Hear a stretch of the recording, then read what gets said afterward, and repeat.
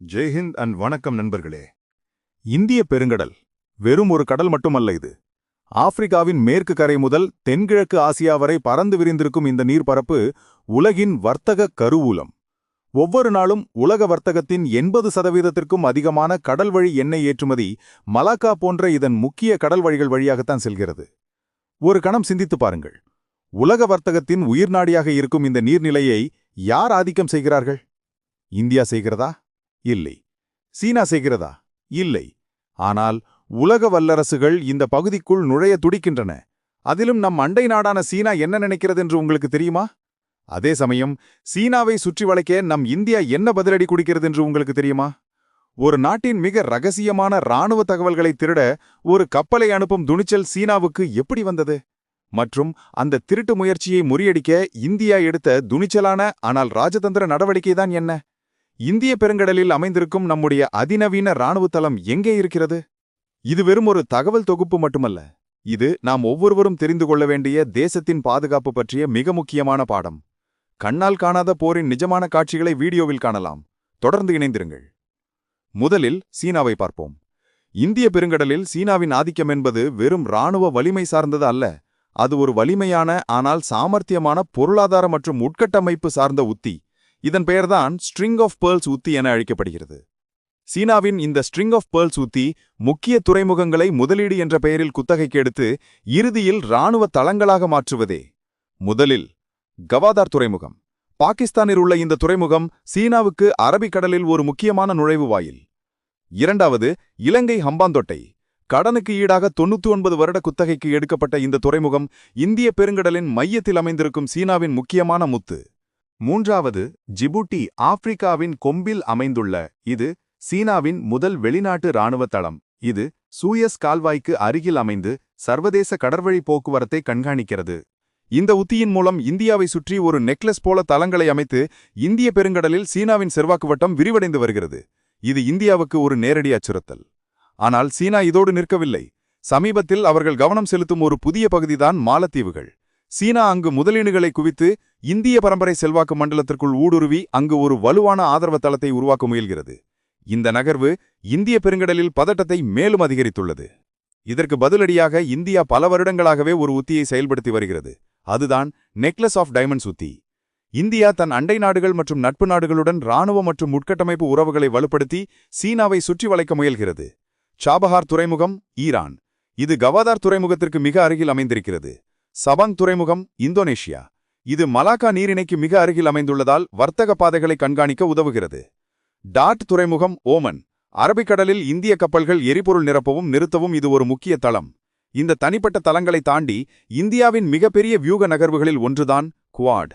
இதில் India, America, Japan மற்றும் Australia ஆகிய 4 நாடுகளும் இணைந்து இந்தோ பசிபிக் பகுதியில் சீனாவின் ஆதிக்கத்தை கட்டுப்படுத்த முயல்கின்றன.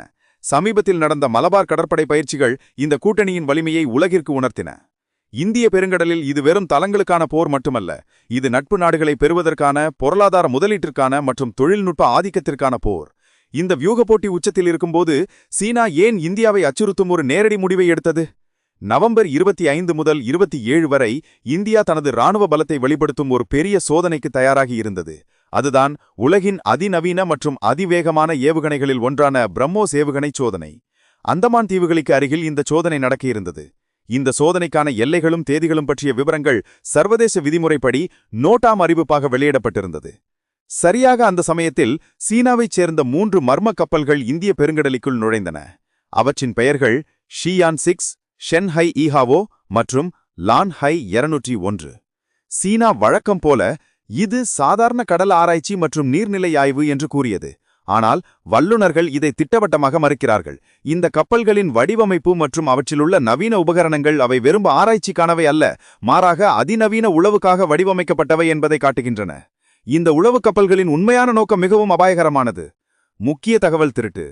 பிரம்மோஸ் ஏவுகணை சோதனையின் போது அதன் ட்ரெஜெக்டரி, ரேடார் சிக்னல் மற்றும் டெலிமெட்ரி போன்ற மிக முக்கியமான மற்றும் ரகசியமான டேட்டாவை திருடுவதுதான் முதல் நோக்கம். இந்த தகவல்கள் எதிரிக்கு கிடைத்தால் பிரம்மோஸ் ஏவுகணையை தடுப்பதற்கான வழிகளை சீனா எளிதில் கண்டுபிடித்துவிடும். கடலடி 3D மேப்பிங். இந்த கப்பல்களின் இரண்டாவது நோக்கம் இந்திய பெருங்கடலின் கடலடி பாதைகளை, குறிப்பாக நீர்மூழ்கி கப்பல்களின் நகர்வுகளுக்காக 3D மேப்பிங் செய்வது. இந்த மேப்பிங் மூலம் இந்திய கடற்படையின் நீர்மூழ்கி கப்பல் நடமாட்டங்களை சீனா எளிதில் கண்காணிக்க முடியும். சீன உளவு கப்பல்களின் நடமாட்டத்தை நம் கடற்படை கண்காணிப்பு அமைப்புகள் தெளிவாக உணர்ந்தன. இந்த அச்சுறுத்தலை உணர்ந்த இந்தியா எந்த தயக்கமும் இன்றி ஒரு முடிவை எடுத்தது. அது அறிவிக்கப்பட்ட தேதிகளில் நடைபெற இருந்த பிரம்மோஸ் ஏவுகணை சோதனையை தற்காலிகமாக நிறுத்துவது.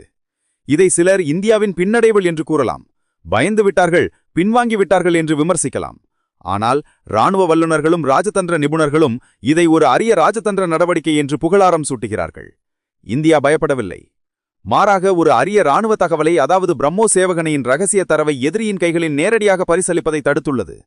இந்தியாவின் அரிய இராணுவ தகவல் எதிரியின் கைகளில் செல்வதை தடுத்த ஒரு டேட்டா டிஃபென்ஸ் நடவடிக்கை இது.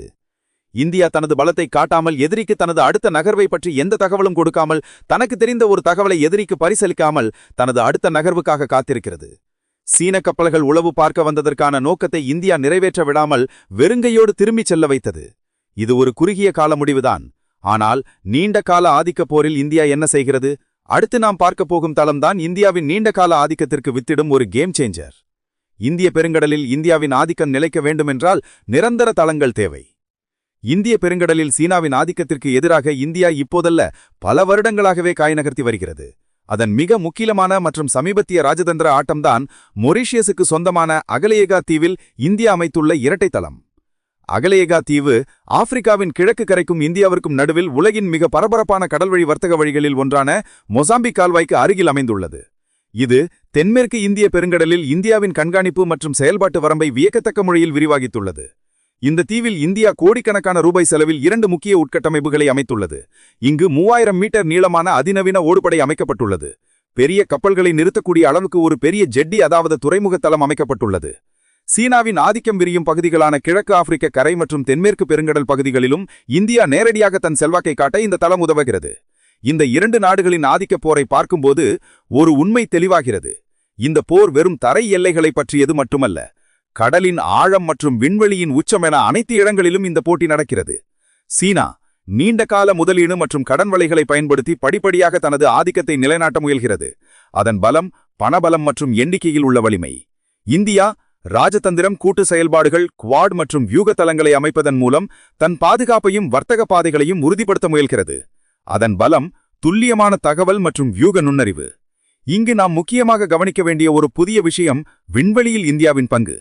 இஸ்ரோ மூலம் இந்தியா ஏவும் அதிநவீன கண்காணிப்பு செயற்கைக்கோள்கள் இந்திய பெருங்கடலில் சீன கப்பல் மற்றும் நீர்மூழ்கி கப்பல் நடமாட்டங்களை துல்லியமாக கண்காணித்து வருகின்றன. இந்தியா கடலில் ஆதிக்கம் செலுத்த விண்வெளியை திறமையாக பயன்படுத்துகிறது. இந்த விண்வெளி பார்வைதான் பிரம்மோஸ் ஏவுகணை சோதனைக்கு வந்த சீன கப்பல்களை இந்தியா இவ்வளவு விரைவாக அடையாளம் காண காரணமாக இருந்தது. சீனாவின் ஸ்ட்ரிங் ஆஃப் பேர்ல்ஸ் உத்தி இந்தியாவுக்கு எவ்வளவு பெரிய அச்சுறுத்தலாக இருக்கிறது என்று நீங்கள் நினைக்கிறீர்கள்? பிரம்மோஸ் சோதனையை தற்காலிகமாக நிறுத்திய இந்திய அரசின் ராஜதந்திர நடவடிக்கை சரியானதா? இல்லையெனில் இந்தியா என்ன செய்திருக்க வேண்டும்? அகலேயகா தீவில் அமைக்கப்பட்ட இந்த தளம் இந்திய பெருங்கடலில் சீனாவின் ஆதிக்கத்தை நிஜமாகவே கட்டுப்படுத்துமா? உங்கள் கருத்து என்ன? கமெண்ட் பகுதியில் மறக்காமல் தெரிவியுங்கள். மீண்டும் அடுத்த வீடியோவில் சந்திப்போம். நன்றி. ஜெய் ஹிந்த்.